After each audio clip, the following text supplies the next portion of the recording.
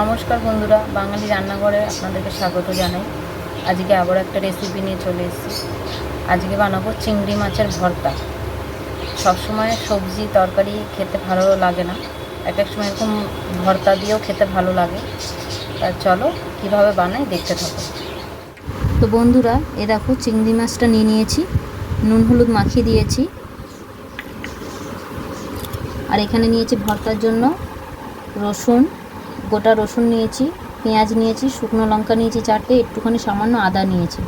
তো চলো এবার বানাতে থাকি। কড়াটা বসিয়ে দিয়েছি, গরম হয়ে গেছে। এবার দিয়ে দিচ্ছি সর্ষের তেল। তেলটা গরম হয়ে গেছে, সবার প্রথমে শুকনো লঙ্কাটা ভেজে নিচ্ছি। শুকনো লঙ্কাটা ভাজা হয়ে গেছে, তুলে নিচ্ছি। এবার এই তেলের মধ্যে দিয়ে দিচ্ছি পেঁয়াজ। পেঁয়াজটা লাল লাল ভাজা হয়ে গেছে। এবার দিয়ে দিচ্ছি গোটা রসুন, আদার টুকরোটাও দিয়ে দিচ্ছি। এগুলো একটু লাল লাল করে ভেজে নেব, আদা রসুনটাও। আদা রসুন পেঁয়াজটা ভাজা হয়ে গেছে, তুলে নিচ্ছি।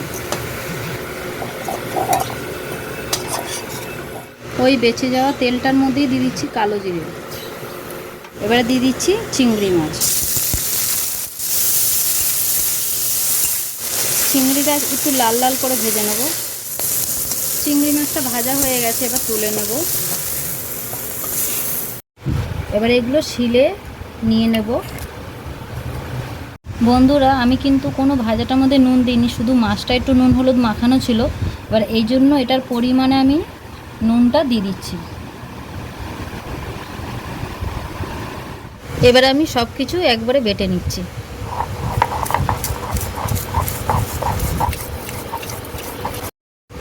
বন্ধুরা, এটা কিন্তু শিলে বেটে খেলেই বেশি ভালো লাগবে মিক্সারের থেকে। কিন্তু এবার অনেকে শিলে বাটতে পারে না, হয়তো তারা মিক্সারেই করে, সেটাও খেতে খারাপ লাগবে না। কিন্তু শিলে বাটাটা একদম খেতে দারুণ লাগে। চিংড়ি মাছটা বাটা হয়ে গেছে, ওপর থেকে একটুখানি কাঁচা সরষের তেল দিচ্ছি।